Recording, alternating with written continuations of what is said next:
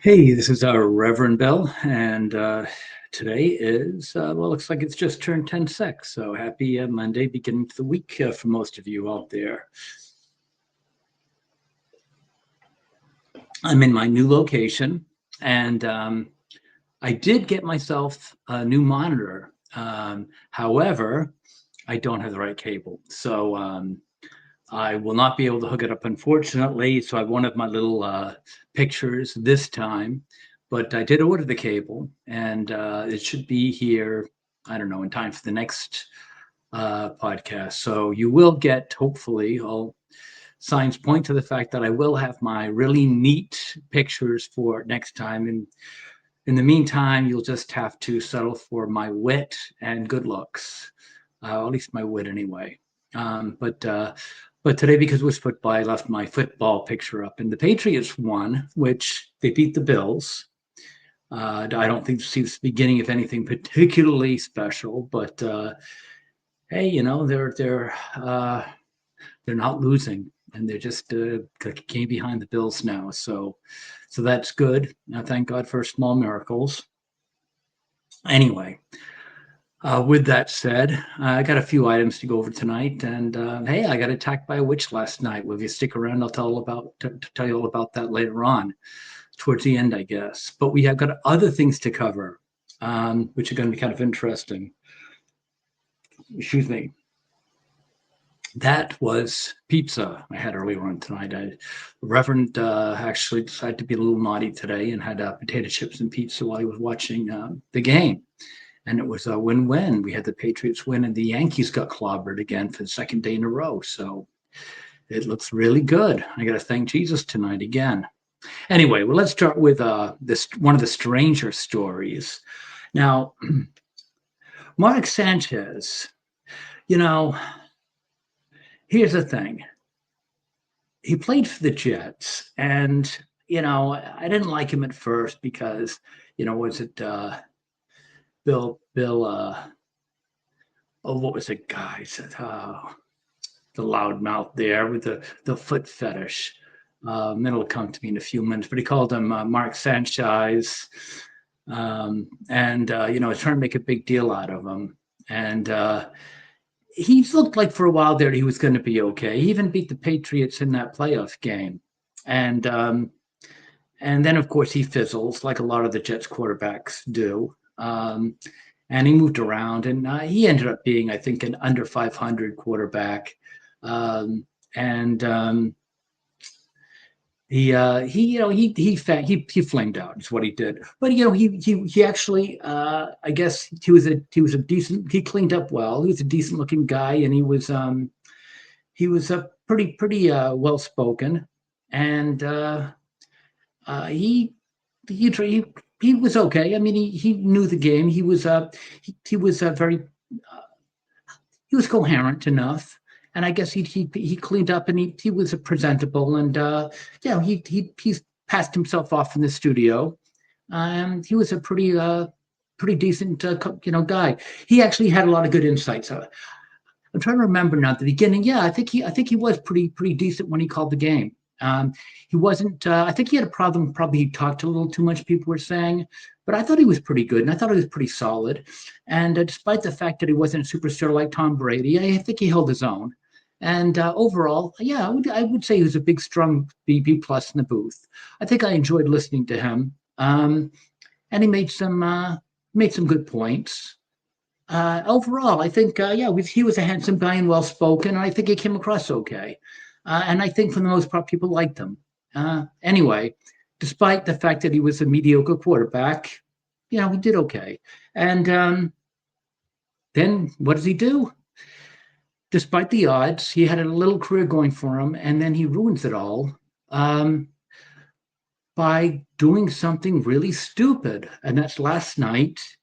And again, all this is alleged, but it's pretty much all over the place. It seems that he went out last night in Indianapolis, and he drank a little bit too heavily, alleged.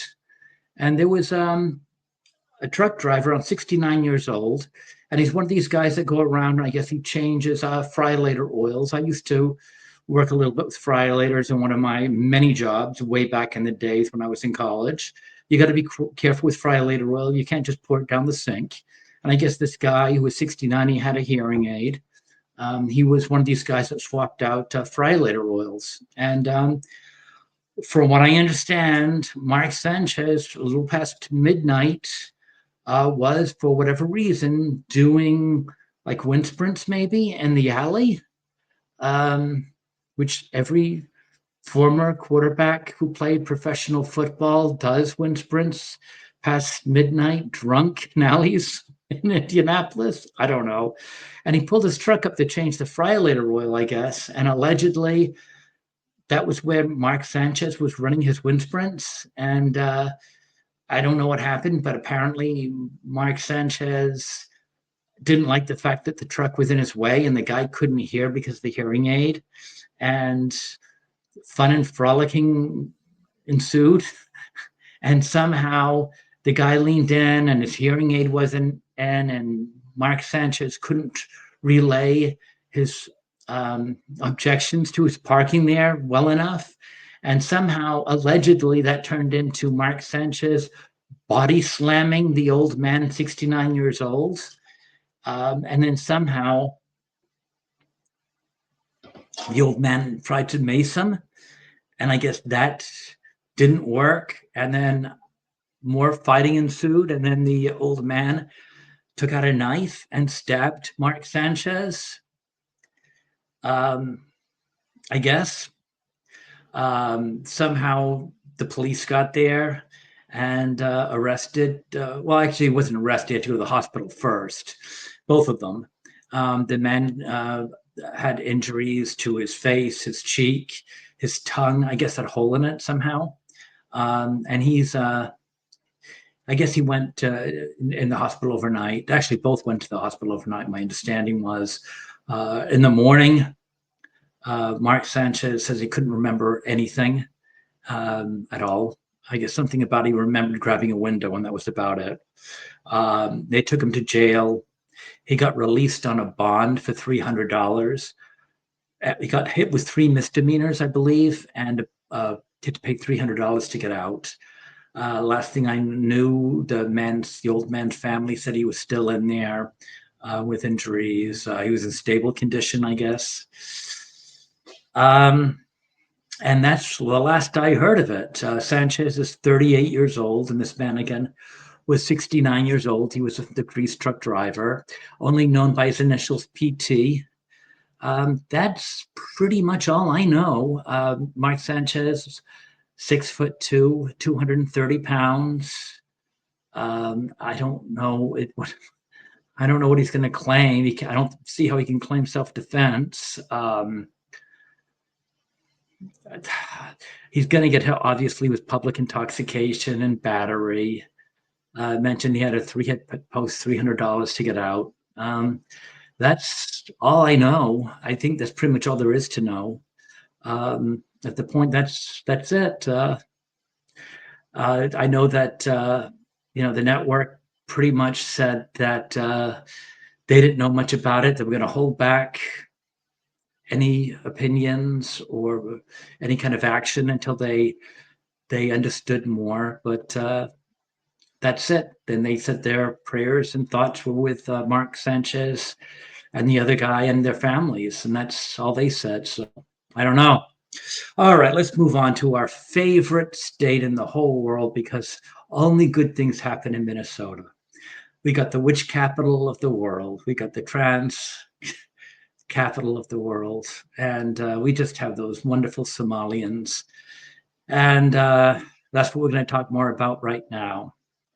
That we're talking about the immigration crisis. They've now found out that the Somalians have broken all kinds of immigration laws, and they're running now a sting operation called Twin Shield to try to figure out all the immigration laws that have been broken over the past who knows how many years with those Somalians. But they have decided that, let's see, the United States Citizen and Immigration Service, they discovered across Minneapolis and St. Paul, they went to 1,000 immigration households that they visited over a 2-week period. and they found that nearly half of them were engaged in some kind of immigration fraud. Let's see, they found blatant marriage fraud, visa overstays, people to be claiming at work businesses that can't be found, forged documents, abuse of the H-1B visa systems, abuse of the F-1 visa. You gotta live in Minnesota, don't you? Yeah, just do. Another discrepancy. This is said by the director of the USCIS, Joseph B. Edlow. Let's see. They said this is extremely high. Local left-wing officials have been openly ignoring these abuses for decades, possibly with the long-term goal of building a voter base that would support their agendas. So this has basically all come down to votes. That they were planting these people in there for votes is what they were doing. You've had several governors in a row. Dayton, Tim Walz, remember him? He's the tampons for boys governor, yes. And they just ignored all the rules for votes. The Somali population has boomed in recent decades to about 82,000 people. They've been particularly adept at working their way into local politics as they've become naturalized. So, become naturalized to vote. The community's done what a lot of immigrant communities do.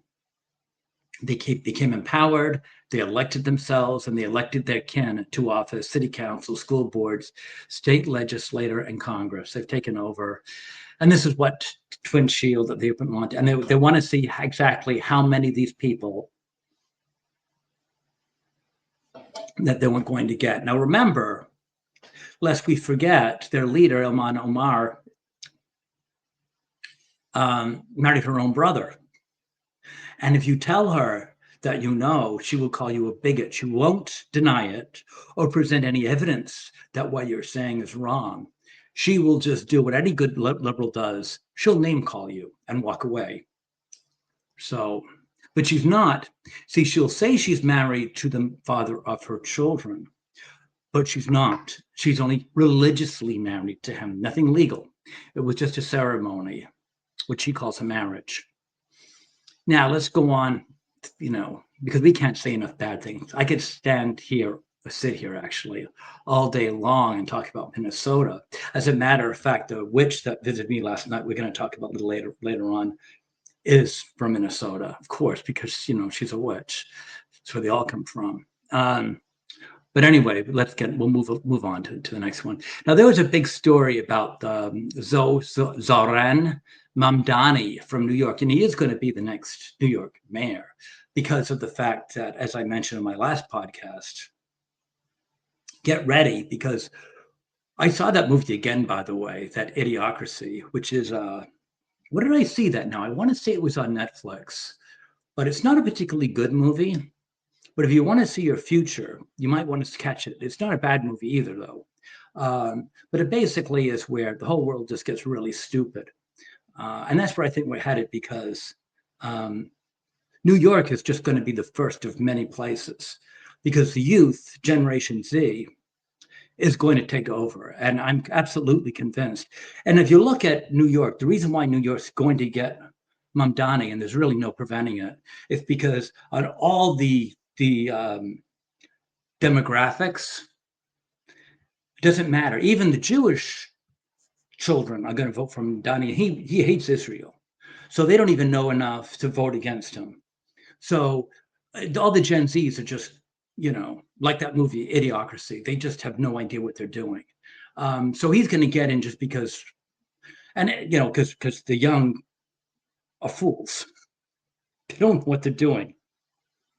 And those graphs that I mentioned in my last podcast, anyone who's old enough to know better is not going to vote for him. But they outnumber us. So we really have no choice. This is what I think is the nightmare of democracy. Or actually, I know we're a republic. We're actually not a democracy, but they probably don't know that. but we're a democratic republic. But the point is that the Gen Z are going to beat us because there's more of them than us. So we're doomed, because the idiots are going to outnumber us. So we're going to get, more people like Mamdani.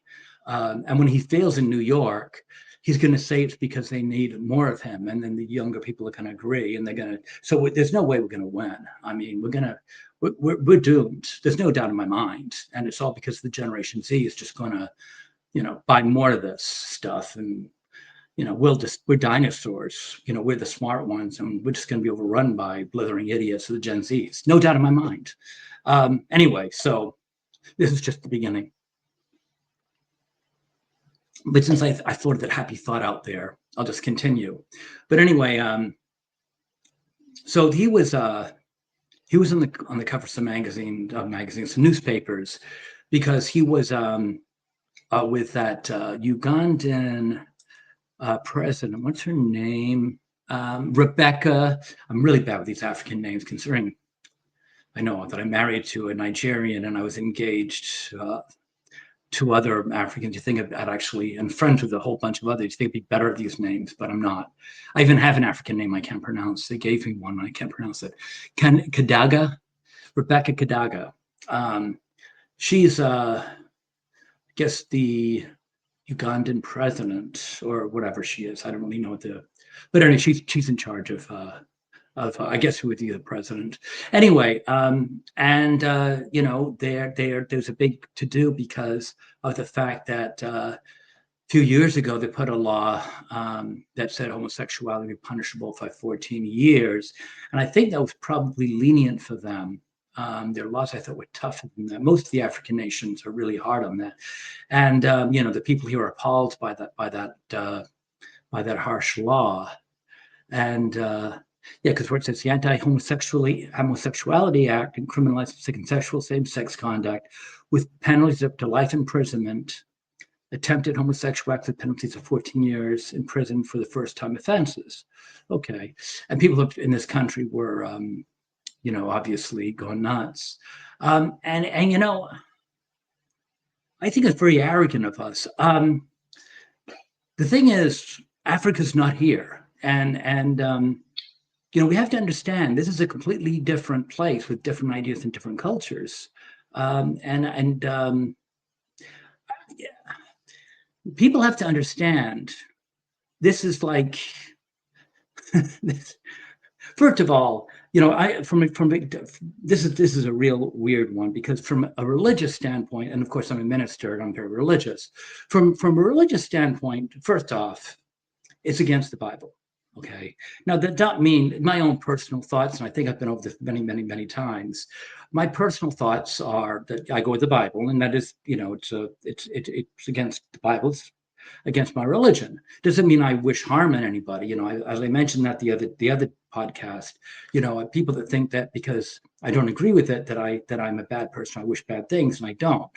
I can disagree with it. Doesn't mean I don't like a person or I wish harm on the person. Quite the contrary. I mean, just because I don't think that somebody does something that just because it disagrees with the Bible and disagrees with my personal belief, doesn't mean I wish harm on anybody. I wish people the best. I just don't happen to think they're going to go to heaven. I think that they're probably going to suffer and go to hell. It doesn't mean I wish harm on anybody. It just means that's what my beliefs are. I'm not vicious or mean or wish bad things on the person, but that's my belief. That's what I believe in. And, that's just the way it is. I mean, it's like I don't like the color. I don't like plaid as a pattern. Doesn't mean I think people who wear plaid should suffer. I just don't like plaid. It's just the way things are. People seem to think if I don't like something, I wish harm on people. I don't wish harm on anybody. It's just what I personally believe, and I don't believe homosexuality. If you read the Bible, it's very clear that homosexuality is a sin against God. So I believe that because I believe in the Bible. Okay, with that said, doesn't mean I wish harm on anybody or wish anything bad. No, I don't. It's what I believe, and I don't believe that people that do homosexuality will get to heaven. And that's pretty much as far as it goes. Doesn't mean, like I said, I wish bad on anybody. Now, that's my religious standpoint. And my personal standpoint is people can do whatever they want. I mean, I don't really care. It doesn't bother me. Just don't bring it around me. I don't have children anymore, but if I did have children, I wouldn't want it around them. But as long as it doesn't infringe upon me, I don't really care what people do behind closed doors. Okay? That's just the way I feel. Now, on the same token, If people in Africa are against it, I'm not. I don't think people in Africa should be forced to have it if they don't want to have it. People in Africa are very clear they don't want it. I know African people. I know them very well. And people here seem to think that people in Africa should have it. They don't want it. They really don't want it. I happen to talk to them. I know that if you allowed it, there would be an uproar. It goes against everything that they stand for. It goes against their religion. It goes against their social standings. It goes against everything. If you think that people in Africa are standing around protesting, saying we want gay, we want the right to have gay sex, that's not true. I don't know, there might be one. I don't really know. I don't live in Africa, but I do know the African people. And they don't want the idea of bringing homosexuality around their children, around their churches, around their people, around their schools. They would be livid. They would be very upset. There's a huge Muslim population there. They stone people there.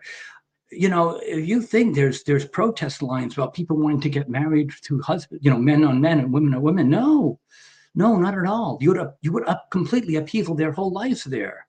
They don't want it. They don't need it. They don't. I mean, it would devastate them. So they love their laws. So let's, the idea that Africa's really, adamant and they want it and they need it, and don't force them to do something they don't want to do. That they love these laws. So on the same token, let's not try to fix Africa that's not broken. They're fine the way they are. They're not oppressed. They love their culture.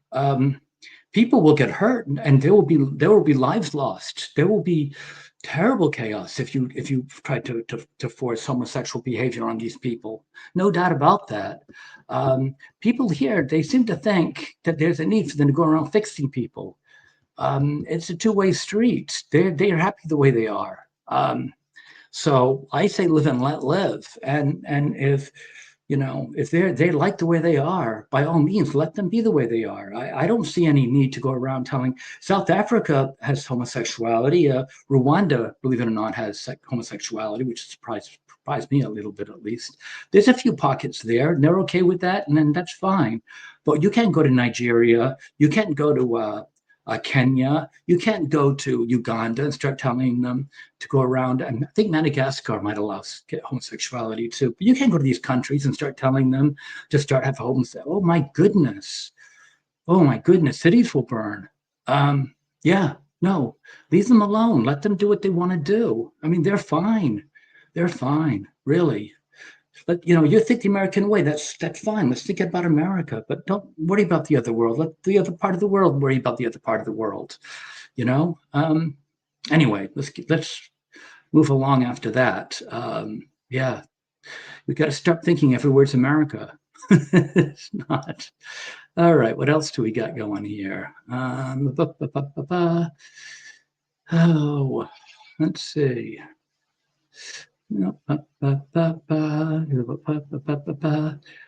Skip that a little bit. I don't think we need to go into that. Oh, okay. Why don't I just get to my talk about the attack, because I'm kind of running out low on time here anyway. So here's a scoop. I think you guys remember, or those of you who following. So I was fighting a coven of witches a couple of years for a couple of years, and then I put that to rest. I think about 6 months ago. Ended when Jesus came and gave me the Holy Ghost and made me a prophet, and that pretty much ended that coven. And they haven't bothered me since. Yeah, things have been pretty good. Well, what happened is,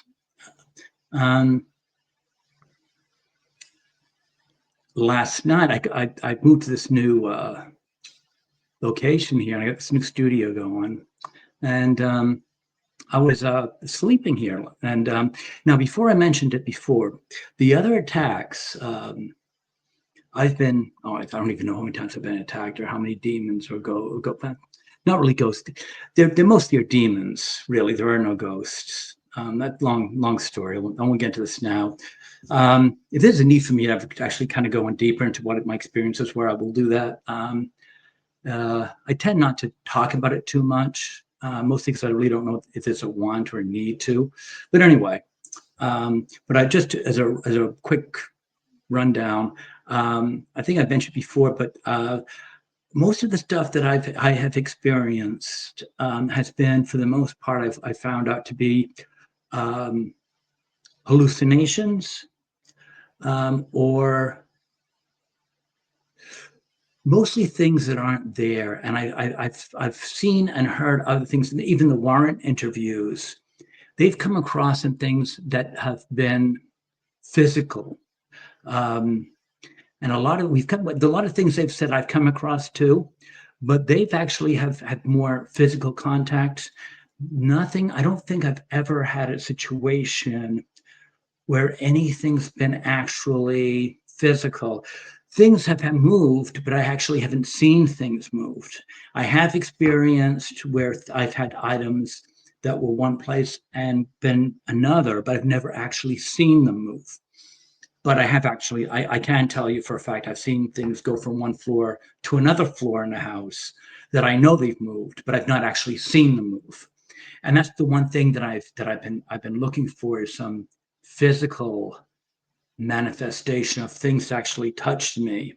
Now I've seen plenty of movement. I've seen flying things. I've certainly seen things, like in with The Exorcist, where she goes up there. I've seen things like that, but when I go to touch them, my hand goes through. And I think I've said this before. If I saw the things like The Exorcist and I went over, I would expect my hand to go through her, and I would actually expect to see that little girl in the corner of the room laughing. That's what I've discovered with those kind of things. I find them all illusions, and I find that the person's not usually there, but over somewhere else. That's why I don't usually believe anything that I see. Whenever there's a demon around, I doubt everything that I see. I don't believe they're doing what they seem to do.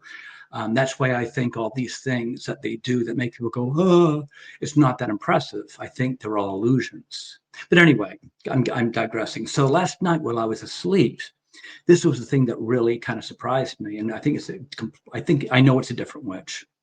Um, I'd never experienced anything like this before, so I'm asleep, and the only thing I can describe is it felt like I just felt like I had like two huge linebackers just like hit me from behind or something. I just felt like I got creamed, and I felt like I was hit. Now I'm asleep, but I'm describing how it felt. I felt like I was standing up, and I just got creamed by two big football players. Like I didn't have a chance. I just got creamed down, and I just felt like boom, I had no chance. So immediately I felt like I was knocked unconscious. Now I know I'm asleep, but when you're asleep, you actually are kind of conscious. I mean, when you're asleep, you kind of know who you are and what you are. You have a dream sequence. You're probably dreaming about who knows, where you're at school or you're at work or you're having a conversation. You know who you are.